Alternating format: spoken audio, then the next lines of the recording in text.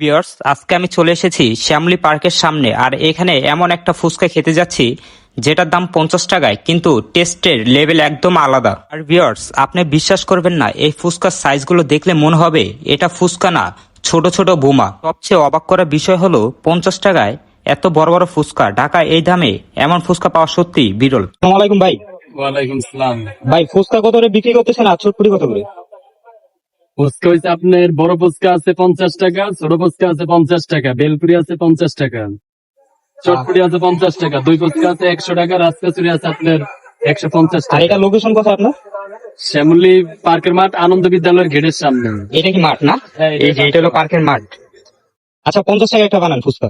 Viewers, দেখেন দেখেন ভাই এটা কেমনে বানাচ্ছে। ভিতরে দিচ্ছে ডাবলি আলু ভর্তা, ছোলা মশলা আর ওই জাল পানি। ওফ, এত সুন্দর করে মিক্স করছে, দেখলে জিভে পানি চলে আসে। আর ভিউয়ার্স, আপনি কি এত বড় বড় ফুচকা একসাথে কত প্লেট খেতে পারবেন? আর আপনার এলাকায় কি এমন ফুচকা পাওয়া যায়? অবশ্যই কমেন্টে বলবেন।